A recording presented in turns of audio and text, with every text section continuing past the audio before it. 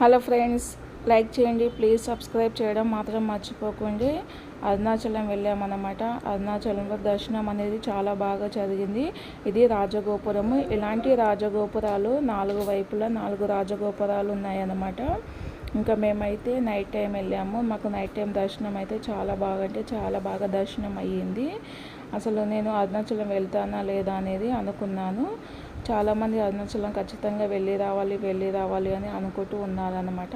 ఇంకా నేనైతే 2 డేస్ బ్యాకే అనుకున్నాను అరుణాచలం వెళ్తే బాగుంటుంది, ఇంకా ఆ దర్శనం దొరికితే మన జన్మ ధన్యం అయిపోతుంది అని చెప్పారనమాట. సరేలే అనేసి నేను 2 డేస్ బ్యాకే అరుణాచలం వెళ్ళాలి, ఇంకా దేవుని యొక్క దర్శనం అనేది చేసుకోవాలి అనేసి అనుకున్నాను. ఎట్లా అనుకున్నానో లేదో నాకు దర్శనం అయితే దొరికిపోయింది. ఇంకా అరుణాచలం వెళ్ళేసి దర్శనం అయితే చేసుకున్నాను. దర్శనం అయితే చాలా బాగా జరిగింది. అక్కడిక్కడ చాలా టెంపుల్స్లలో డిస్టర్బెన్స్ ఉంటుంది, తోసేస్తుంటారు, చేస్తారు.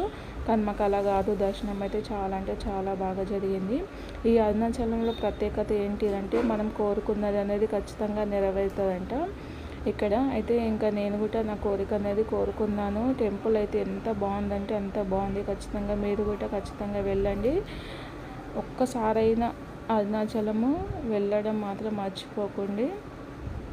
నాకైతే అరుణాచలం అయితే సూపర్ అంటే సూపర్ నచ్చింది. నేను మళ్ళీ ఇంకోసారి వెళ్ళాలని అనుకుంటున్నాను అన్నమాట.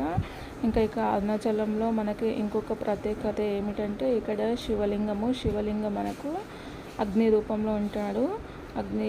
శివలింగం అన్నమాట. ఇక్కడ ఈ గుడి చుట్టూ మనకు 14 కిలోమీటర్లు అనేది మనము గిరి ప్రదక్షిణ చేయాలన్నమాట. కోరుకొని ఇంకా 14 కిలోమీటర్స్ చేస్తే ఇంకా బాగుంటుంది. ఈ 14 కిలోమీటర్స్ మనకు గురు పౌర్ణమి రోజు చేయాలంట. గురు పౌర్ణమి రోజు చేయకుండా 365 డేస్ ఎప్పుడైనా చేయొచ్చు. కానీ గిరి ప్రదర్శన చేసేటప్పుడు చెప్పులు వేసుకొని అస్సలు చేయకూడదు. గిరి ప్రదర్శన మనకు పుణ్యం అనేది దక్కదన్నమాట. చెప్పులు వేసుకోకుండా చేయాలి, లేదంటే సాక్సెస్ వేసుకోవచ్చు. చిన్నపిల్లలు పెద్ద పిల్లలు ఎవరైనా చేయొచ్చు. 14 కిలోమీటర్ చేస్తామా అని అస్సలు అనుకోవద్దండి. 14 కిలోమీటరు ఈజీగా అయిపోతాయి. గుడి చుట్టూ మనకు 8 శివలింగాలు ఉంటాయి. 8 శివలింగాలు దర్శించుకుంటూ గిరి ప్రదర్శన చేయొచ్చు అనమాట. ఈ గిరి ప్రదర్శన మనకు మధ్యాహ్నం పూట అస్సలు చేయకూడదు. మనము ఈవినింగ్ టైంలో చేయొచ్చు, మార్నింగ్ తెల్లవారుజామున చేయొచ్చు. 5 నుంచి 6 గంటలు అయితే ఖచ్చితంగా పడుతుంది అన్నమాట గిరి ప్రదర్శన చేసేటప్పుడు. ఇంకా మేము అక్కడక్కడ ఫొటోస్ కూడా దిగినాము చూడండి. నిజంగా అరుణాచల ప్రదేశానికి వెళ్ళి పుణ్యం అనేది కట్టుకోవాలని చెప్తారండి. అందుకే మేమైతే అరుణాచల ప్రదేశానికి అయితే వెళ్ళాము. చాలా అంటే చాలా బాగా ఉందన్నమాట టెంపుల్ అయితే. ఇంకా ఇక్కడ గిరి ప్రదర్శన చేసేటప్పుడు కొన్ని తప్పులు అయితే మనం చేయకూడదు. స్నానం చేసుకొని నుదుట విభూది పూసుకొని గిరి ప్రదర్శన అనేది చేయాలి.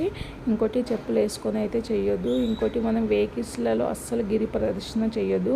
ముసలి వాళ్ళు అయితే చేయొచ్చు, ఇక్కడ మనమైతే అసలు చేయకూడదు. ఎందుకంటే గిరి ప్రదర్శన మన వెహికల్లో చేస్తే పుణ్యము మనకు వెహికల్గా దక్కుతుంది అనేసి చెప్పారనమాట. ఇంకా పుణ్యం మనకే కావాలంటే మనమైతే కాలినడకతో వెళ్ళాలి. మనకి ఎలాంటి అలసట అనేది రాదు. ఇంకా అక్కడ మధ్యలో కొన్ని ఆటంకాలు వస్తాయి, ఆటంకాలు ఎదుర్కొంటూ వెళ్ళాలి. ఇంకా అక్కడ కొందరు మనకు కనిపిస్తుంటారు. ఇంకా వాళ్ళకి భిక్షం అనేది ఖచ్చితంగా వేయాలి అన్నమాట. మనకు తోచినంత వేయాలి. మనకు పుణ్యం కావాలి అంటే భిక్షం అనేది వేస్తూ వెళ్ళిపోవాలి. ఇంకా అక్కడక్కడ మన మధ్యలో కూర్చోడానికి అయితే మనకు ప్లేసెస్ ఉంటాయి. ఇంకా మీరు క్యారీ చేసుకోవచ్చు ఫుడ్, లేదంటే మనకు అక్కడ చుట్టుగుట్ట దొరుకుతాయి అన్నమాట. 14 కిలోమీటర్లు చాలా అంటే చాలా ఈజీగా అయిపోతాయి. ఇంకా ఆ తండ్రి యొక్క దర్శనం అసలు దొరుకుతుందా లేదా అని అనుకున్నాను, కానీ నాకైతే దర్శనం దొరికింది. నా యొక్క జన్మ అనేది ధన్యం అయిపోయింది. నా వీడియో కనుక నచ్చితే ప్లీజ్ లైక్ చేయండి, సబ్స్క్రైబ్ చేయండి, వీడియో మొత్తం చూడండి. ఇంకో కొత్త వీడియోతో మీ ముందుకు వచ్చేస్తాను.